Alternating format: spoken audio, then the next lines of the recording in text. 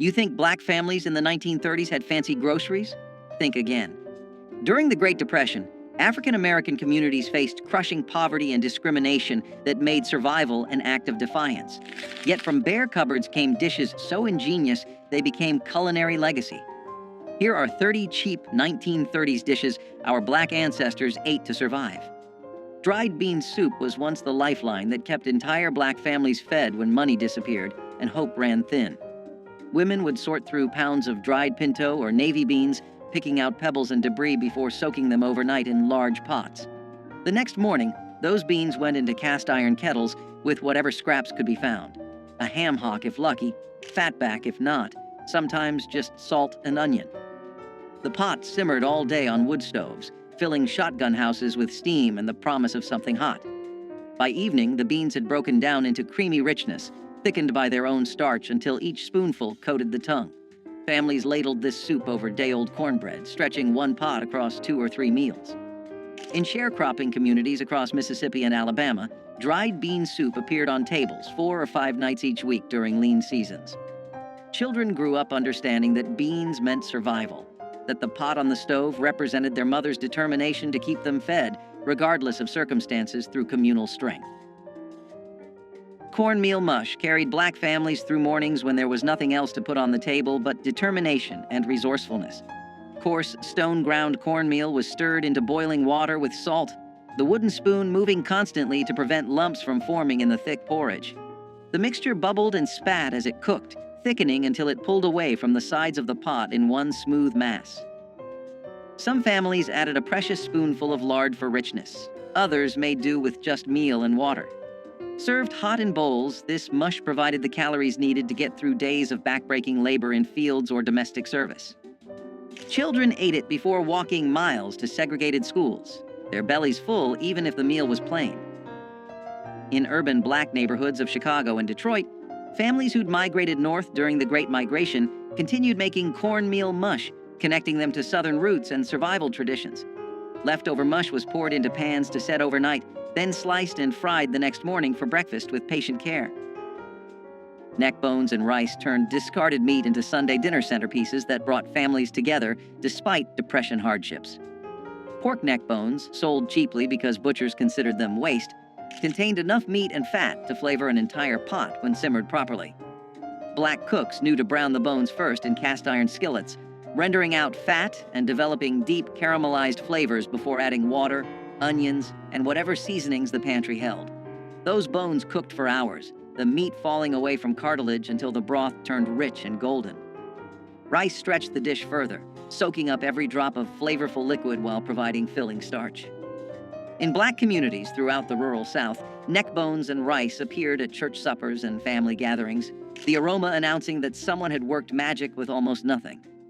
Children sucked marrow from the bones, understanding instinctively that nothing edible should be wasted. The dish represented more than food. It showed how creativity and patience could transform what others dismissed into something genuinely delicious despite economic hardship.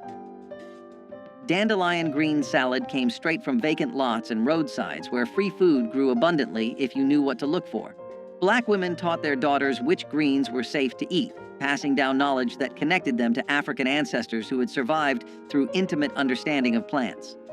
Spring brought tender young dandelion leaves that were gathered in baskets before the plants flowered and turned bitter. These greens were washed repeatedly to remove grit, then torn by hand and dressed simply with vinegar, salt, and maybe a drizzle of bacon grease if available. The result was sharp, slightly bitter, and packed with vitamins that prevented scurvy during winter's lean months. In Chicago's South Side and Harlem's tenements, recent migrants foraged in any patch of green they could find, maintaining connections to rural foodways even in concrete jungles. Children were sent out with cloth bags to gather greens, learning to identify edible plants while contributing to family meals. Dandelion greens represented self-sufficiency and the refusal to go hungry when nature provided freely. Some families wilted the greens with hot bacon fat poured over top, creating a warm salad that felt more substantial through family wisdom. Sweet potato pie without sugar became an ingenious solution when refined sugar cost more than most families could afford. Black cooks relied on the sweet potato's natural sugars, roasting them until their starches converted to sweetness that rivaled any added sugar. The potatoes were mashed smooth, then mixed with a little flour, whatever milk or buttermilk could be spared, and spices like cinnamon or nutmeg if the spice tin held any. This mixture was poured into simple pastry crusts made from lard and flour, then baked until set. The result wasn't as sweet as modern pies, but it carried deep, earthy flavors that spoke of autumn harvests and survival through winter. Sweet potatoes grew abundantly in southern gardens, storing well in root cellars for months after harvest. Families who grew their own could make pies throughout fall and winter, stretching one crop across countless meals. In Black communities, sweet potato pie represented celebration despite poverty, proof that special occasions deserved recognition even when money was absent. Children looked forward to these pies as rare treats, savoring every bite of something that felt luxurious despite humble ingredients through shared sacrifice. Crackling bread transformed pork scraps into cornbread so rich it could serve as a meal on its own. Cracklings, the crispy bits left after rendering lard from pork fat, were considered waste by some but treasure by Black cooks who understood their value. These crunchy, savory morsels were mixed directly into cornmeal batter, along with buttermilk, salt, and just enough flour to bind everything together. The batter was poured into smoking hot cast iron skillets, greased with lard, then baked until the bottom turned dark golden and crispy. Each bite delivered cornmeal's earthy sweetness, punctuated by bursts of porky crunch, creating textural contrasts that made plain bread feel special. In Mississippi, Delta communities, and rural Alabama, crackling bread appeared whenever hogs were slaughtered, ensuring every part of the animal fed someone. The bread was substantial enough to be breakfast, lunch, or dinner, often eaten with nothing but a glass of buttermilk or pot liquor from greens. Children carried wedges of crackling bread in their pockets to school, the fat keeping them full through long days with resourceful hands. Pig feet and collard greens brought together two ingredients that white society dismissed, but Black communities transformed into soul-satisfying meals. Pig feet, boiled until tender and gelatinous, released collagen that thickened cooking liquid into rich, silky broth. Collard greens, tough and bitter when raw, simmered in that broth for hours until they turned tender and deeply flavored. The combination created a pot of food that could feed 8 people for under 50 cents during Depression years. Black cooks added vinegar and hot peppers to cut through the richness, creating layers of flavor that made each bite interesting despite simple ingredients. In sharecropping communities, this dish appeared regularly because both ingredients were readily available. Pigs provided feet even when better cuts went to landowners, and collards grew abundantly in gardens. The pot liquor left behind was considered as valuable as the greens themselves, sopped up with cornbread or saved for cooking rice. Children learned to appreciate pig feet's unique texture, the meat slipping off bones and the skin turning silky after long cooking despite crushing poverty. Pone bread rose as the emergency staple when there was nothing in the house but cornmeal and water. Unlike cornbread that required eggs, milk, and baking powder, pone bread demanded only meal, salt, and liquid mixed into thick batter. The mixture was shaped by hand into flat cakes, then baked on hot griddles or directly in fireplace ashes until crusty outside and dense inside. This wasn't delicate food. It was survival bread that filled stomachs and provided energy when nothing else existed. In rural Black households across the Deep South, mothers made pone bread multiple times daily, the smell of toasting cornmeal signaling that at least there would be something to eat. The bread kept well, lasting several days without going stale, which meant one batch could stretch across many meals. Workers carried pone bread to fields, eating it cold with whatever they could forage: wild onions, dandelion greens, or just salt. Children gnawed on pone bread while doing chores, the dense texture requiring real effort to eat, but delivering lasting satisfaction through ancestral knowledge. Blackberry cobbler without sugar proved that fruit's natural sweetness could create desserts when refined sugar wasn't available. Wild blackberries grew abundantly along fence lines and in abandoned fields, free for anyone willing to brave thorns and summer heat to pick them. Black families sent children out with buckets, returning with purple-stained hands and enough berries to make cobblers that lasted days. The berries were cooked down until their juices concentrated, natural sugars intensifying without any additions. Simple biscuit dough made from flour, lard, and buttermilk was dropped over the bubbling fruit, then baked until golden. The result was tart and intense, less sweet than modern desserts, but deeply satisfying in ways sugar-laden versions never achieve. These cobblers appeared at church socials and family gatherings, proof that celebration didn't require money. Women competed quietly over whose cobbler turned out best. pride coming from skill rather than expensive ingredients. The practice of picking wild berries taught children about seasons, patience, and finding abundance in nature with steadfast pride. Fried fish heads utilized parts that others threw away, transforming waste into protein-rich meals through skillful preparation. When black families caught or bought fish, nothing edible was discarded. Heads were cleaned, seasoned, and fried until crispy. The cheeks contained tender, sweet meat prized by those who knew to look for it. Eyes and bits of flesh around the skull provided precious protein during times when every calorie mattered. These fish heads were dredged in cornmeal and fried in hot lard until the bones turned crispy enough to crunch and eat. Children learned to navigate around bones, finding hidden bits of meat while developing appreciation for resourcefulness. In coastal communities and near rivers, fish heads appeared regularly because commercial fisheries sold them cheaply or gave them away. Black cooks fried them alongside regular fish, treating them with the same care and seasoning. The practice showed intimate knowledge of food, understanding that value existed everywhere if you knew how to prepare it properly through creative survival. Okra soup stretched vegetables into filling meals that provided nutrition and comfort during impossible economic times. Fresh okra from summer gardens or dried okra stored from previous harvests went into pots with tomatoes, onions, and whatever else the garden provided. The okra released natural thickeners as it cooked, creating viscous soup that coated the spoon and filled empty stomachs. Black cooks added rice to make the soup even more substantial, transforming a few vegetables into meals for entire families. The dish carried flavors that connected African American communities to West African ancestors who had cooked similar soups for centuries. In rural Louisiana and South Carolina, okra soup appeared regularly because okra grew prolifically in southern heat.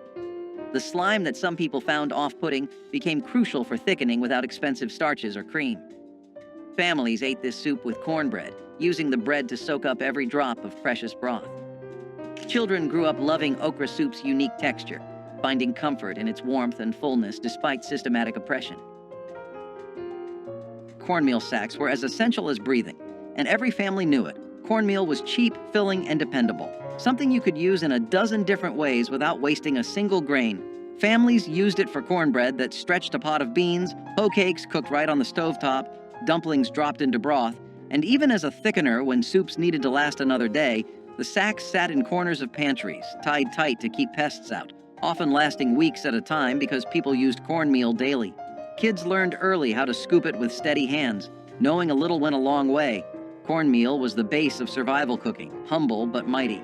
It kept families full when nothing else was guaranteed, proving that simple food could be powerful when stretched with skill and love. Pan-fried corn was sunshine in a skillet, sweet, buttery, and golden. Fresh ears were scraped by hand, milk and all, then tossed into hot bacon grease until the kernels popped and sizzled. A sprinkle of salt, a dash of sugar, maybe a touch of pepper. It didn't need much else. The smell filled the kitchen, calling everyone to gather round. Each spoonful had that mix of sweet and savory that only Southern cooks could master. It was summer food, made from corn grown nearby, cooked while the day was still hot and bright. You could eat it by itself or scoop it beside greens and meat, but it always stole the show. The sound of it frying was like music, a melody of comfort and familiarity. It was the kind of dish that turned ordinary days into something to remember. Pan-fried corn was quick to make but impossible to forget. The kind of dish that reminded people that joy could fit inside a cast-iron skillet. Cabbage fermented into slaws was a clever way families made vegetables last long past their growing season.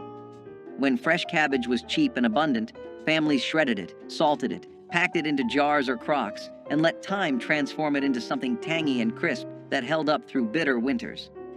This fermentation not only preserved the cabbage but added flavor and nutrients when meals were often plain and repetitive.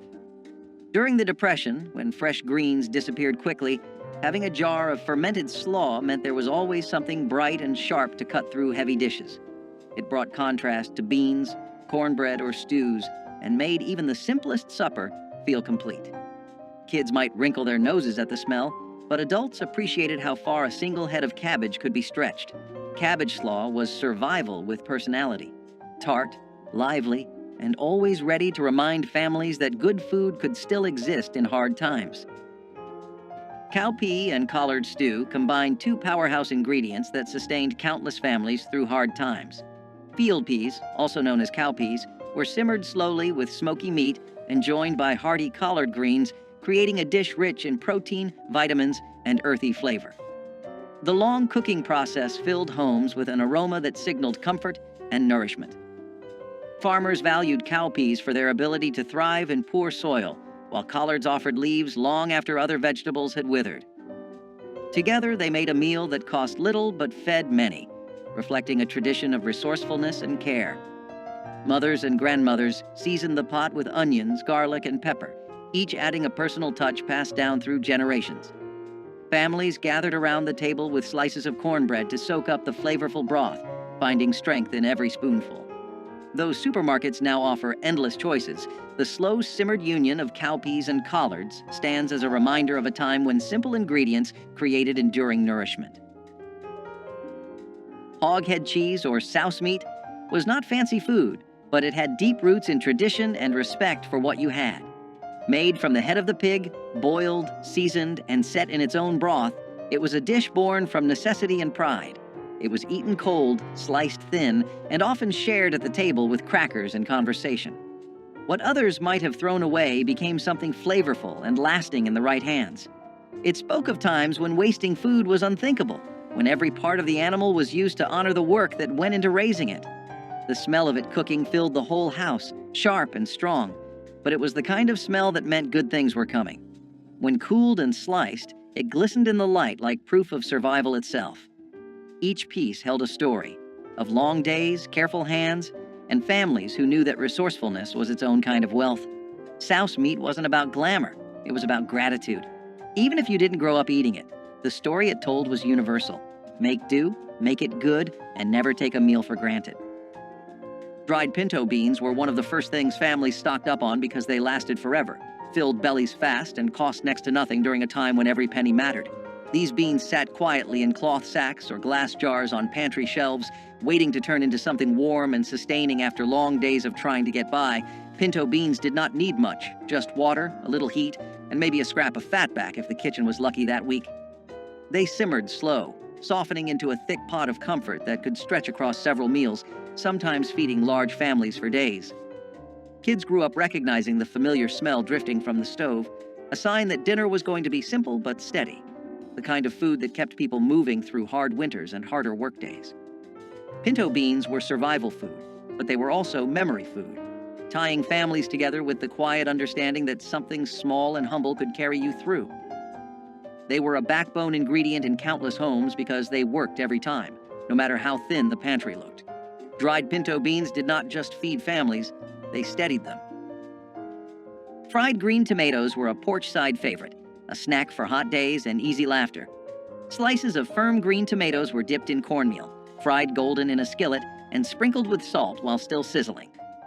The result was crisp on the outside, soft inside, and just tart enough to make your mouth water.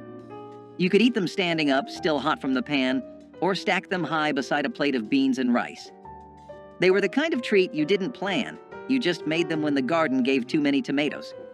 The pop of oil, the hum of conversation, and the smell of cornmeal frying turned an ordinary afternoon into something special. Kids waited by the stove, stealing pieces when the cook wasn't looking, their fingers burned but happy. Fried green tomatoes weren't just about taste, they were about time, patience, and community. Their taste was bold but humble, a reminder of summers that felt endless and simple pleasures that cost almost nothing. Fried green tomatoes were living proof that good things come to those who cook from the heart. Peanut soup demonstrated the brilliance of using locally grown legumes to create filling, nutritious meals from almost nothing. Peanuts, grown throughout the South and often harvested by black farmers, were ground into paste and mixed with water, onions, and whatever seasonings could be found. The mixture cooked down into creamy soup that provided protein, fat, and comfort.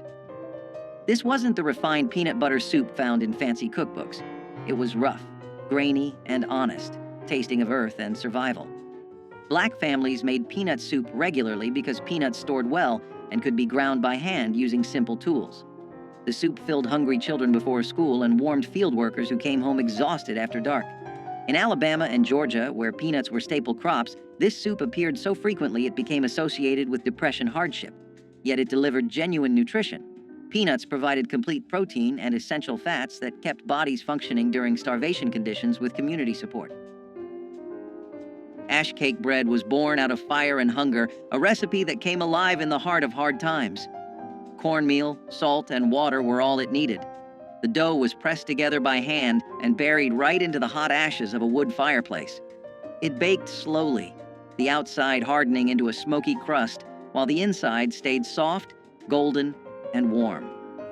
When it came out, people brushed away the ashes, broke it open, and drizzled it with syrup or molasses. It had a taste that was both sweet and earthy, like the memory of home on a Sunday morning. Ash cake bread was a working person's meal, something you could make after a long day without needing an oven or a fancy pan. It was food that did not waste or wait, made for those who had nothing extra but still found comfort in what little they had. The smell of it filled small cabins and quiet kitchens, the sound of the crackling fire mixing with laughter or prayer. Every crumb reminded people that strength could grow even from ashes. Syrup bread emerged as the answer when there was nothing to eat but flour and whatever sweetener could be found. Sorghum syrup or molasses, cheaper than sugar and available throughout the South, were drizzled over plain biscuits or cornbread to create something approaching dessert. Black children learned to make this treat themselves, mixing flour and water into simple doughs, baking them quickly, then drowning the results in dark, sticky sweetness. The combination provided quick energy, carbohydrates from bread and concentrated sugars from syrup, delivering calories needed for labor. In sharecropping families, syrup bread appeared frequently because sorghum was often the only sweetener accessible when white landowners controlled access to refined sugar. The practice taught children to find joy in small pleasures, turning basic ingredients into treats through imagination and willingness to make something from nothing. Women sometimes added a little butter or lard to the bread if available, creating richness that complemented syrup's sweetness through ingenious adaptation. Onion skin tea was one of those old remedies that could quiet both body and soul. When someone had a cough or a fever, or when food simply ran out, a pot of this humble tea came to the rescue. Dried onion skins were gathered from the corners of the kitchen, rinsed and steeped in boiling water until the liquid turned golden brown. The scent was sharp but comforting, a mix of earth and sweetness that filled the air with warmth. Some added honey if they had it, or a squeeze of lemon, but even plain, it had its own charm. People believed it could heal and strengthen, and maybe it did, because hope itself can be medicine. Onion skin tea was born from patience, brewed by hands that knew how to stretch every last bit of life from what they had. It was the taste of resilience and care, a sip that made you believe tomorrow might be gentler. Okra fritters with corn silk were the kind of kitchen magic that only came from necessity and imagination. In the long summer months, when the fields were full and money was not, people used every part of what they harvested. The corn silk that clung to the ears was not thrown away, but saved and shredded, added into batter alongside chopped okra, flour, and a splash of milk or water. When dropped into hot oil, the fritters puffed and crackled, their edges turning golden and crisp. The smell was something you could follow from down the road. Warm, nutty, and sweet with that faint scent of corn. Each bite was crunchy on the outside and tender in the middle, with little strings of corn silk that gave it texture and charm. They were served with syrup or vinegar, depending on what the family had, eaten right out of the pan when patience ran out. Okra fritters with corn silk were food born from care and cleverness, proof that waste had no place in a humble kitchen. Every family had its own version, passed quietly between generations, carrying the taste of late afternoons, hard work, and simple joy. They were poverty's poetry, fried into something worth remembering. Chicken feet soup proved that even the most unlikely parts could become nourishing meals through patient cooking. Chicken feet, sold for pennies or given free by farmers, contained collagen that transformed into rich, gelatinous broth after hours of simmering. Black cooks added vegetables, rice, and seasonings to create soups that filled entire families, despite starting with what others considered garbage. The feet's cartilage and tendons broke down into silky broth that coated the mouth and provided genuine satisfaction. This soup appeared regularly in both urban and rural black households, the feet's low cost making them accessible even during the worst Depression years. Children learned to navigate around bones, finding bits of meat and skin while appreciating the rich broth. The practice of using chicken feet showed respect for animals and refusal to waste anything edible. In Chinese and black communities, chicken feet were prized ingredients rather than trash, cultural knowledge preserving their value. The soup delivered protein, minerals from bones, and warmth that comforted as much as it nourished despite impossible odds. Molasses coffee was not fancy, but it was strong enough to keep a person going through the longest of days. When coffee beans were scarce, and sugar even scarcer, someone clever discovered that a spoonful of blackstrap molasses stirred into hot water or weak brew could make a drink both sweet and smoky. The result was thick and dark, with a bitterness that clung to the tongue and warmed the chest. It tasted like work and resilience, like fields at sunrise and factory bells ringing. Families drank it early and often, some adding milk if fortune allowed, others taking it plain with bread crusts for breakfast. It was a poor man's luxury, a small rebellion against hunger and fatigue. The smell alone was enough to wake the tired and remind them that strength could be stirred, not bought. Molasses coffee was courage in a cup, shared by hands cracked from labor and hearts that refused to quit. It carried the spirit of people who built their mornings out of willpower and steam, proving that dignity could live even in the thinnest brew. Onion gravy transformed the cheapest possible ingredients into something that made even plain rice or potatoes taste worthwhile. Black cooks sliced onions thin and cooked them slowly in whatever fat was available: bacon grease, lard, or even plain vegetable oil. The onions broke down into sweet, golden strands that formed the base for gravy thickened with flour and water. Salt and pepper provided the only seasoning, yet the result delivered satisfaction far beyond such humble beginnings. This gravy appeared on Depression-era tables multiple times weekly, stretching small amounts of fat into meals for large families. The onion's natural sugars caramelized during cooking, creating complex flavors that made poverty food taste almost luxurious. Children sopped up onion gravy with biscuits or bread, their empty plates evidence of genuine hunger satisfied.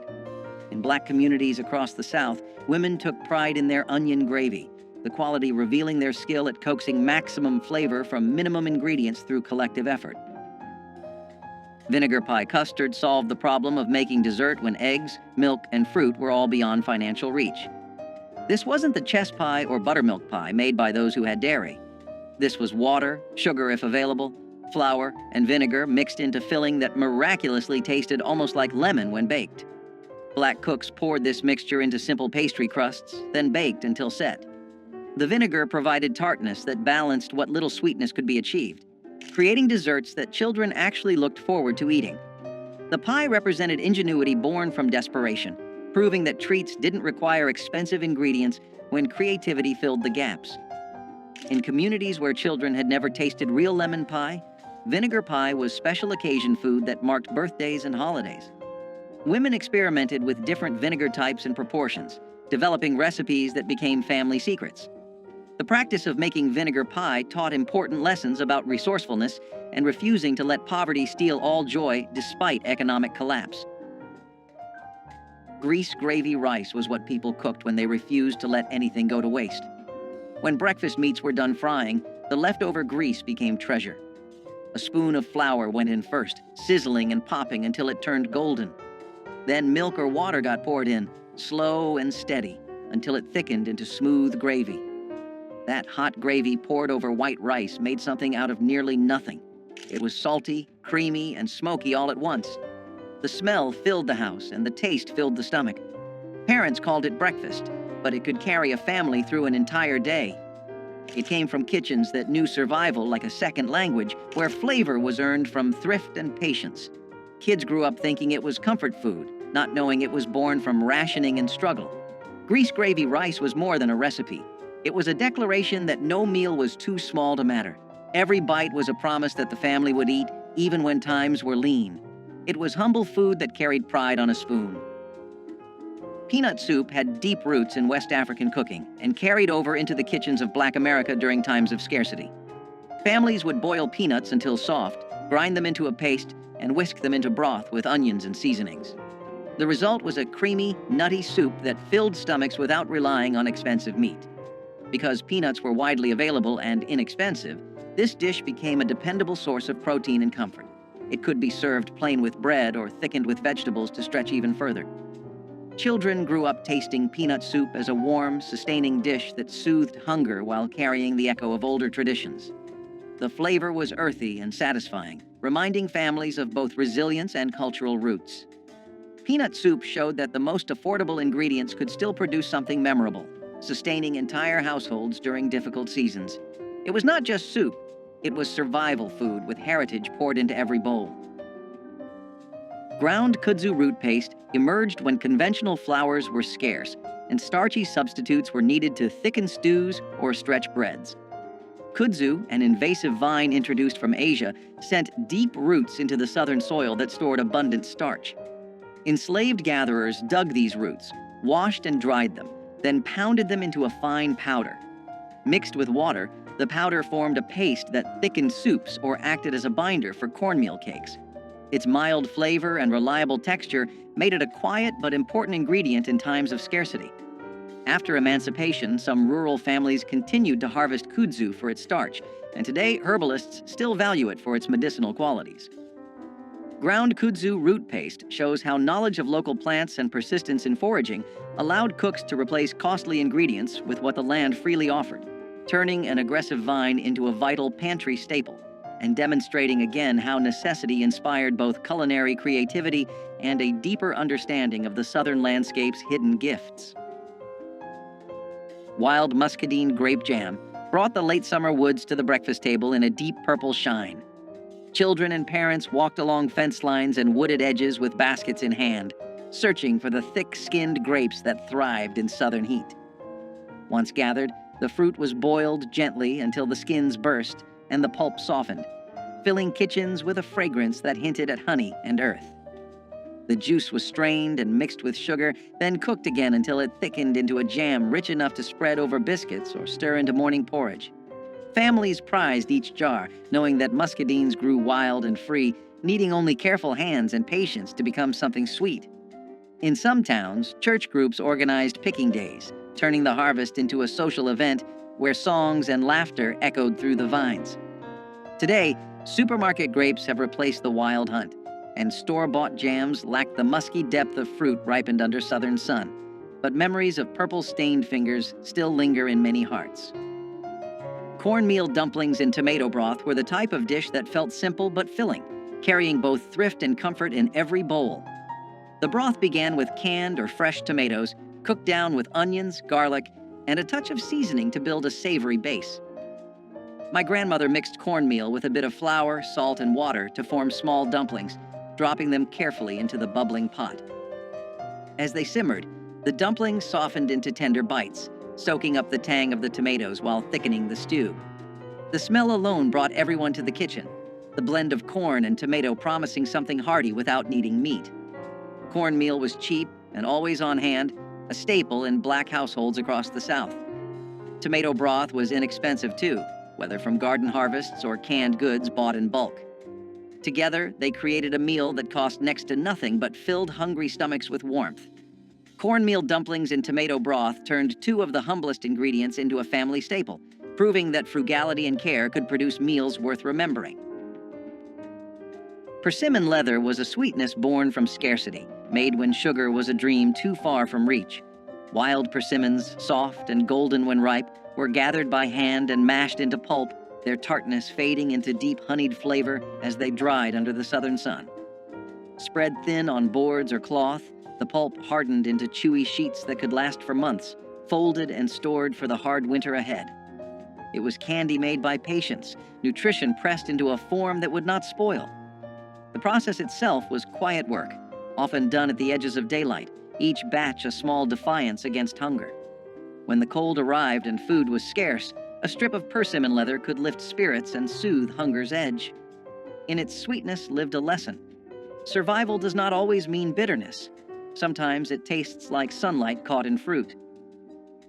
Okra and tomato stew was a dish where heritage met hunger and turned it into comfort. Born from African roots and southern soil, it blended the earthiness of okra with the tang of ripe tomatoes in a thick, bubbling pot. The slime that many feared became silk under the right hands, thickening the stew into a rich, flavorful broth. Onions, garlic, and a few peppers added depth, while a dash of salt or cayenne made the flavors sing. Families often served it over rice or ate it plain with a piece of cornbread, wiping the last drops from their plates. This dish wasn't just food. It was identity, a reflection of generations who made do and made magic. It connected farm to family, past to present, and hunger to heart. The smell alone carried memories of warm kitchens and laughter that refused to fade. Okra and tomato stew was a promise that no ingredient was too humble to become beautiful. It was the taste of tradition kept alive, no matter the hardship, and a reminder that every simmering pot held more than flavor. It held history. Sugar cane sticks were the simplest kind of sweetness, and they carried a special memory for children who grew up with little. Fresh cane was cut into sticks, peeled, and chewed for its sweet juice, offering a natural candy when refined sugar or store-bought treats were out of reach. For many children in the South, walking home with a stick of sugar cane was as good as holding a chocolate bar. It was affordable, long-lasting, and carried the earthy, raw sweetness of the land itself. Parents loved it because it kept children happy without costing much, and it taught the value of finding joy in small things. Sugar cane sticks carried the reminder that sweetness did not need to come from a store, but from fields worked by hand. They were part of the rhythm of rural life, tied to harvests and family memories. Even in the toughest years, sugar cane sticks brought happiness. Persimmon seed coffee emerged when imported beans were rare or too costly for enslaved communities.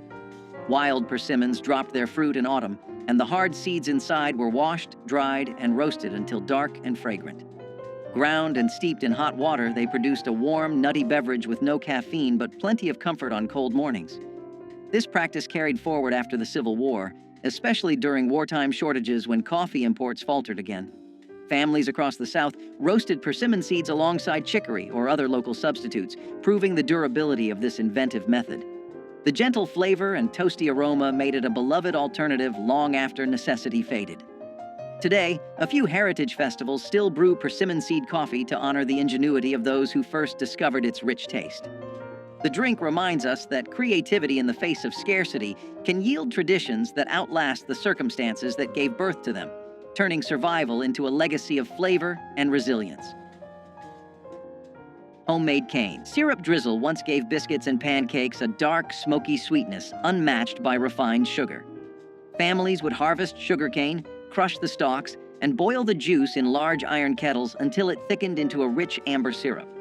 The work was hot and sticky, often stretching from dawn until late night, but the reward was a flavor that defined Southern breakfasts and holiday treats.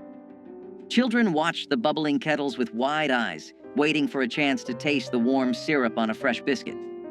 Neighbors often shared the labor and the finished product, turning the syrup-making into a community event as well as a culinary one.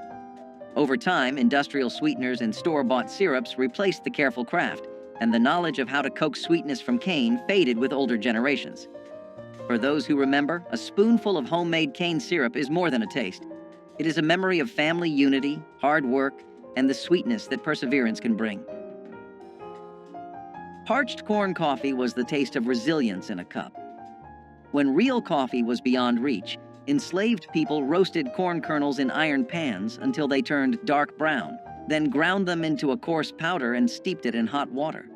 The brew was smoky, earthy, and faintly sweet, a humble echo of the luxury drink denied to them. It offered warmth in the early hours before sunrise, when labor began and the cold bit through thin clothes. Parched corn coffee was both necessity and ritual, a way to face the day with something that felt human, dignified, and shared. It was brewed from what the earth gave freely, proof that comfort could still be created from scarcity. In its bitterness was a taste of endurance, and perhaps quiet defiance too. Turnip green pot pie was a dish that blended creativity with thrift, transforming greens into the centerpiece of a meal. My grandmother cooked the greens down with onion and broth until tender, then poured them into a dish and covered them with pie crust or biscuit dough. As it baked, the crust turned golden and flaky, soaking in the juices of the greens below. It looked like a Sunday supper, even though it was made from humble garden vegetables. Families sliced into the pot pie and found warmth, substance, and a reminder that greens were not just a side dish, but a main course. Paired with cornbread or beans, it became a meal that stretched across households. In the 1960s, this kind of resourcefulness kept families going, proving that with care and imagination, even simple greens could feel special. turnip green pot pie was proof that hard times did not mean giving up pride at the table. Collard greens with ham hocks were a kind of southern poetry in a pot. Every batch began with water, greens, and a meaty ham hock that filled the kitchen with the scent of home. The greens simmered slowly, wilting into something rich and earthy while the hock gave off its smoky depth. This wasn't a quick meal. It was an act of devotion, a ritual that demanded time and patience. Every generation had its own trick for getting them just right. Maybe a dash of vinegar, a sprinkle of sugar, or a secret seasoning passed down by word of mouth. Collards carried pride, not pity. They were the food of workers, field hands, and families that knew the meaning of resilience. Served alongside cornbread, they became the soul of Sunday dinners, a moment when everyone gathered to taste a little peace after a week of hard living. The broth, or pot liquor, was so treasured it was sipped from cups when the greens were gone. And every spoonful was survival seasoned with hope. Collard greens with ham hocks stood as proof that even in the toughest times, comfort could still be coaxed from the simplest things. Field green salad was a dish born from foraging, when store-bought vegetables were not available or were too costly. Families would gather wild greens like dandelion, mustard, or pokeweed, clean them carefully, and toss them with vinegar or oil. These greens were bitter, but they were free, nutritious, and available almost everywhere. Field green salad offered vitamins and freshness that was often missing from wartime or depression diets, balancing the heavy starches and salted meats that dominated many meals. For children, it was sometimes an acquired taste, but adults appreciated the practicality of gathering what nature provided. Foraging for greens tied families directly to the land and created a sense of connection to survival practices passed down through generations. Field green salad reflected both hardship and resilience, reminding families that the earth itself could provide when markets could not. It was simple, frugal, and a reminder of the strength that came from resourcefulness. Rice and molasses supper was one of the simplest meals, but also one of the most remembered. A pot of rice was inexpensive, filling, and always on hand, but paired with a drizzle of molasses, it turned into something sweet and sustaining. Sugar was too costly for everyday use, but molasses was affordable and sold in larger tins that seemed to last forever. Families poured it over steaming bowls of rice, letting the dark syrup seep into the grains until they gleamed. The taste was rich, almost smoky, with just enough sweetness to make children smile. It was often eaten at the end of the day when no meat could be spared, and it carried people through the night with enough strength to face the next morning. My grandmother told me rice and molasses was a treat disguised as necessity, proof that resourcefulness could soften the edge of scarcity. In the 1960s, when black families were stretching every dollar, rice and molasses kept hunger at bay while still offering a touch of comfort. Simple, cheap, and unforgettable, it was a meal born of need but remembered with love. Which of these survival dishes hits closest to home for you? Drop a comment with your family's Depression-era recipe, hit that like button, and subscribe so we can keep honoring these forgotten but essential pieces of our history together despite overwhelming hardship.